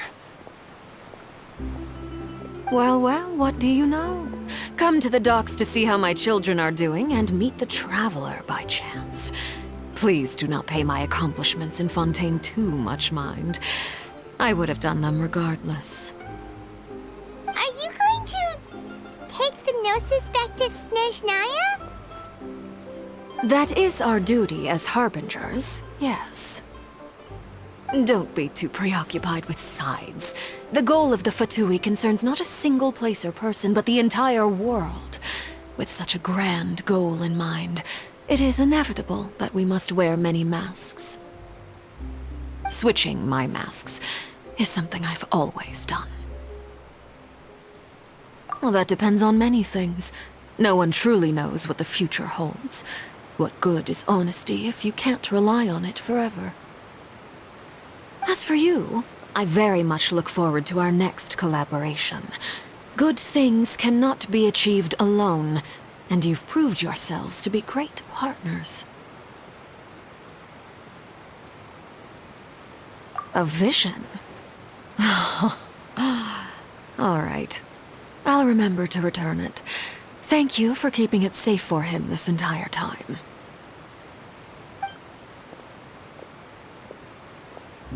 And that's a wrap for me. Huh? You're... Greetings, Miss Journalist. Hello. If I'm not mistaken, there are diplomatic channels I'll need to report to take a photo of you. That is correct. So forgive me, but I will not be able to serve as a subject in your article. However, feel free to write as much as you'd like about our dear magicians and our upcoming rookie talent. I will. The sea breeze is quite pleasant. I shall continue my walk while the weather remains so agreeable. Farewell. Farewell, Father. Oh, she has such an intimidating presence. I didn't even dare to take a picture. Thankfully, I've already wrapped up all my pre-scheduled interviews. Thank you all. This'll be more than enough for me to write about, I'm sure. Don't be too nervous. Why don't you take a magic pocket before you go? Here, Traveler, Paimon, you take one too. To move things about? That's right. Funny. I was giving out magic pockets when we first met too. And what do you know? I'm doing the exact same thing right now. So many things have happened, but the pockets are still the pockets. I guess this must be life. We will all follow our own paths, and serendipity will lead you to your fated friends. All right then. We'll be handing out pockets in some other districts later, so we'll get going now. Have a good day, you two. Well, guess we sent Charlotte out. Shall we go see what Neverlette's doing?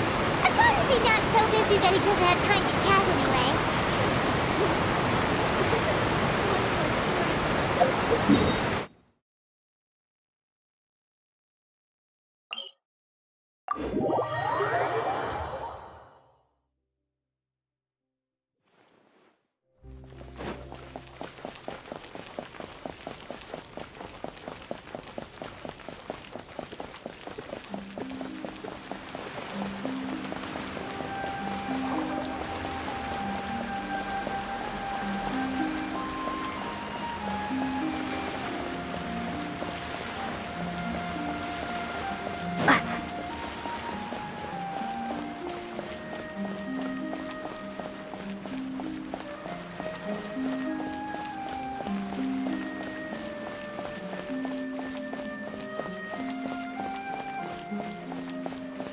entrance to the fortress!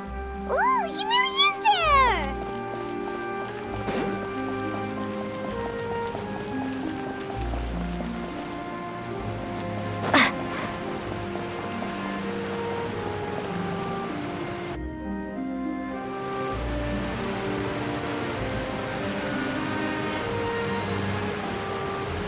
So, you really are here, Neuvillette!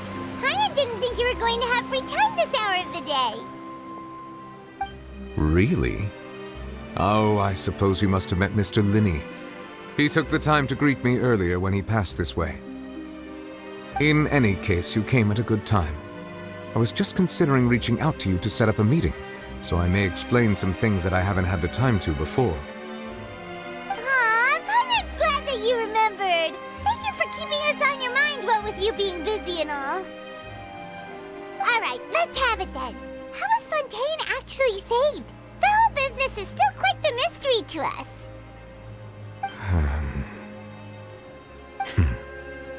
It is strange how words can often leave a bitter taste in the mouth when it finally comes time to say them out loud.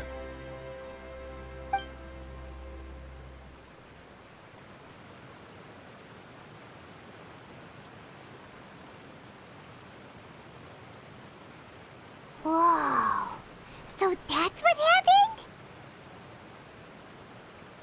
Focalor destroyed the divine throne of the Hydro Archon and restored your power to you, transforming you into a fully fledged elemental dragon sovereign! But Paimon still doesn't quite get what you did to save the Fontainians from dissolving.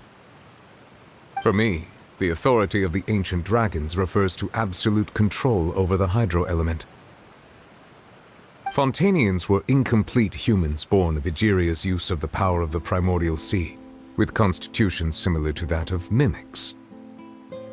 But so long as those primordial energies remain within them, I could use the ancient dragon's authority to grant them true blood, after the fashion in which life was first brought into being on this planet. In other words, when I gave my verdict, Fontainians became true humans, and thus would naturally no longer be dissolved by water from the primordial sea. Focalor must have counted on you to make that decision as well. Your verdict was the key to making the prophecy appear to have come true while saving everyone. Yeah, and in a manner of speaking, Focalor finally managed to fulfill the original Hydro Archon's wish to turn Oceanids into real people too! It seems from your expressions that you still have more things you wish to ask. Ask away. I will tell you the truth as I know it. I have investigated his case along many avenues, and I have learned that he once fell into an unknown chasm when he was young. There, by chance, he awakened the all-devouring narwhal. But whether it be by sentiment or reason, that should not have been enough to consider him the root cause of the disaster. At most, he would have had tangential liability. As for the judgment passed by the oratrice during the trial, whether it was due to that liability by association or Focalor deliberately using him to buy time for us on the assumption that he would be able to hold the creature off, I cannot say. Guess Focalor had Fontainians in mind the whole time. In the end, it was thanks to her that they finally became real humans. Hang on a second. Paimon suddenly got another question. Back when Fontainians hadn't yet become real humans, were the children they had also transformed Oceanids? Life has always flowed like water. Do you recall how Fontainians would often come to the Fountain of Lucine to pray for children? Yeah, Lynette said the fountain is where all the waters in Fontaine converge. In truth, even those couples did not know that such prayers were no mere custom, but instead a form of ritual. Those Oceanids who were blessed within the spring water would later descend as new humans in the coming months. Paimon sorta gets it now. Either way, seems like this ritual won't be of any further use, but it'll probably live on as a local custom. Ask away. I will tell you the truth as I know it. Yeah, about that. Risley said Farina has already Ah, Lady Farina. The people are only aware that her death sentence has not been carried out. She abdicated the post of Hydro Archon and left affairs related to that title to me, before leaving the Opera House. I related Focalor's words to her faithfully and completely. After hearing them, she seemed neither saddened nor comforted. She simply said that she was tired and needed to rest. Having said that, she then packed her things and moved out of the Opera House, not unlike how an ordinary person might. But she's still got a place to stay, right? You need not worry. I will make arrangements to ensure that she will not want for food, clothing, board, or travel. In truth, I am somewhat happy for her. The wear and tear on her spirit will, of course, take time to heal. But now that she no longer has to play the role of Focalor the Hydro Archon, she can finally lay down her burdens and lead a normal life. What about you then? What are your plans now that you've regained your full powers as the Hydro Dragon? After Focalor passed on, the Oratrice also ceased to function. This matter will directly affect our trials. After much careful consideration, I've decided to take over its role in our courts. From now on, I shall hear cases and pass verdicts by myself. Looks like you're still considering stuff from the perspective of the Udex, huh? As an elemental dragon, there are indeed many things that I must do. But this power and this duty, in a manner of speaking, you could say that both were granted to me. As such, before I attend to my other responsibilities, I must first and foremost continue to serve Fontaine as its highest judge. The duty of the Hydro Sovereign and the duty of the Udex shall coexist within my person. Additionally, the Hydro Archon's departure has brought about another problem, which is that the Opera House shall no longer produce indemnitium. That's true. That power was derived from the people's faith in the Hydro Archon, wasn't it? Wait, but the various mechs and machines in the city are all still okay. Where are they getting their energy from? As I am now, I have full command over New Musia, and it can serve as a complete substitute. Another reason why I cannot quite leave Fontaine immediately. Wow. This ancient dragon's authority stuff is really quite useful, huh? Ask away. I will tell you the truth as I know it. Oh, that's right! They say you've given it to the knave as a diplomatic gift or something! Leaving aside their intentionality, the two Fatui Harbingers have indeed done much for us during this crisis. Their sole remaining goal in Fontaine, at least at this point, would seem to be the Gnosis. The Oratrice has ceased to function. The Hydro Archon's divine throne is now no more, and I do not need the Gnosis's power. As such, it has lost all meaning for Fontaine. If the Fatui have impure designs, then we might as well accede to their request now, and avoid unnecessary conflict. What complicated considerations! Paimon thought you were just giving it to them out of gratitude to the knave and as an apology to Child. Ask away. I will tell you the truth as I know it. You will soon be heading to Natlan, I presume? I'm afraid that I have little talent as a travel guide, so all I can do is tell you what I know about that land. As far as I'm aware, Natlan can be said to be a nation of dragons.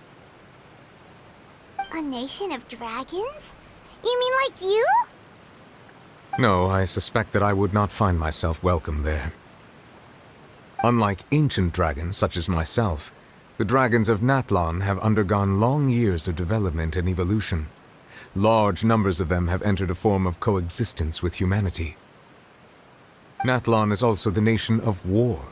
War ravages those lands like an undying flame. There is one other piece of information I got incidentally from my negotiations with the Knave that I believe may be useful to you. The Harbinger known as the Captain has thrown his hat into the endless ring of war. The Captain. Sounds like a real tough customer. Seriously, everywhere you look, there's a Fatui Harbinger doing their thing. I suggest that you fully prepare yourself before going to Natlan. In the meantime, Fontaine's doors will always be open to you. Ask away. I will tell you the truth as I know it. Hang on a sec. Paimon's still got a question about the Gnosis. When we spoke to Linny earlier, he mentioned that your attitude towards giving away the Gnosis had clearly changed. We guessed that there might be some reason for it that only you were aware of. No wonder the House of the Hearth is the Fatui's intelligence division. They are certainly sharp. So regarding this specific issue, I was just getting ready to share something with you. What is it? In truth, I exchanged some further words with that lady named Skirk after sending you two back to the surface. It went something like this.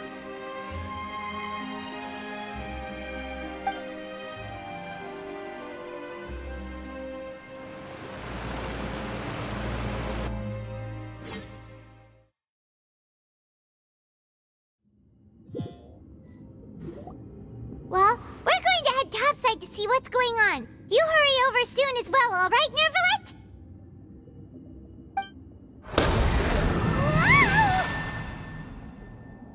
What next? The all-devouring narwhal isn't here, so I'm no longer getting any interference. I can finally catch the scent of your power, what it's made of. It is the authority of the planet's primordial dragons, but with something very similar to a god's curse mixed in. It's quite a novel blend. I'm sure I've encountered something like this before. What was it again? I do not know what you speak of. Of course. How could I forget? You should have the remains of the third descender on your person, yes? Remains? I've never heard of any such thing. According to your parlance, I believe it may be called a gnosis. Well, that much is true. After Focalor's divinity faded, she handed her gnosis to me. But I fear I have never heard of it described in the manner that you just did.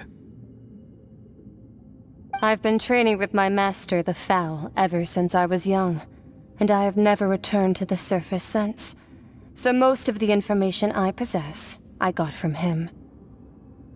It is only natural for those who are greater than humanity to possess a different sort of common sense, which is why there are so many problems in our attempts to communicate with humans. Regardless, you should probably get rid of objects of misfortune to prevent any disasters from befalling you. To live in itself is a blessing, but once a person dies, the bonds he once had with this world shall all turn to curses. What do you mean by that? No need to fret. These are just my personal thoughts, and my reason for no longer wishing to return to the surface. This third descender you refer to, who are they? And when did they die? Master never mentioned them to me. Perhaps it just wasn't that important for me to know. If you're interested, though, I could ask him. I'll be sure to pass the answer on to you next time. Next time? You believe we will meet again? I do. Wait. I have a disciple of my own, don't I? He can be the messenger then.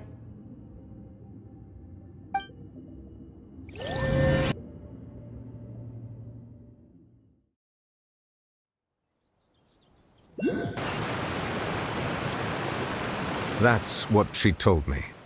Whether it would prove useful or not, I wanted to pass that information on to you. The remains of the third descender? So that's what the Gnosis actually are. Paimon just thought they looked like chess pieces. How could they be a person's remains? All the same, assuming that there was no misunderstanding or special metaphor at play, that is what she meant to say. And she said that it would bring misfortune and that you should check it, which is why you gave it to the Fatui. If she speaks the truth, then I would simply be putting Fontaine at unnecessary risk by keeping it here.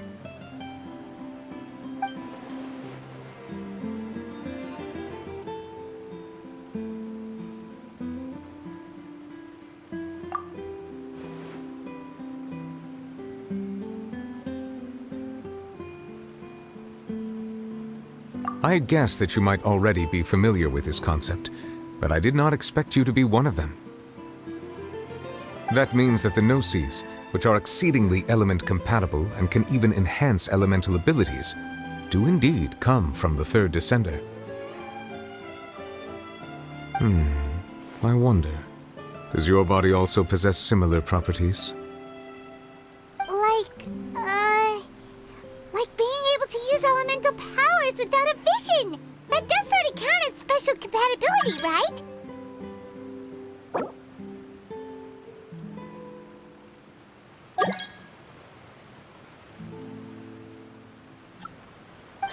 No, let's not think about this stuff right now. It just feels creepy. Comparing the Traveler to the dead third Descender and all. That's what you say, but this topic still feels like bad luck!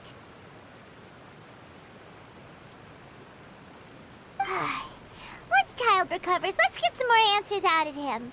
Or go look for his master and get the answers that way! I too believe it unwise to make too many blind guesses when information is lacking. The same is true of being at court. Alright. Whatever the case, it seems like the crisis here in Fontaine's over for now! Yes. All of Focalor's efforts were for this moment as well. But she sacrificed herself in the end as a god, and she suffered through all those years as a human. Was that really what she wanted?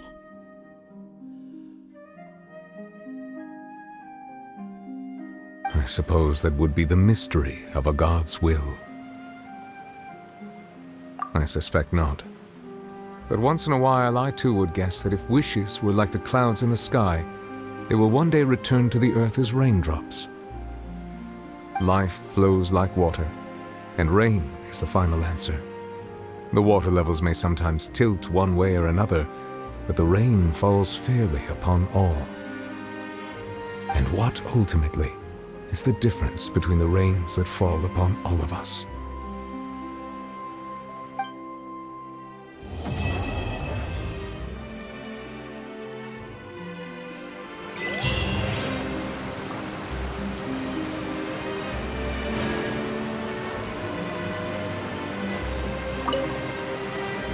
It seems from your expressions that you still have more things you wish to ask. Ask away. I will tell you the truth as I know it. I suggest that you fully prepare yourself before going to Natlan. In the meantime, Fontaine's doors will always be open to you.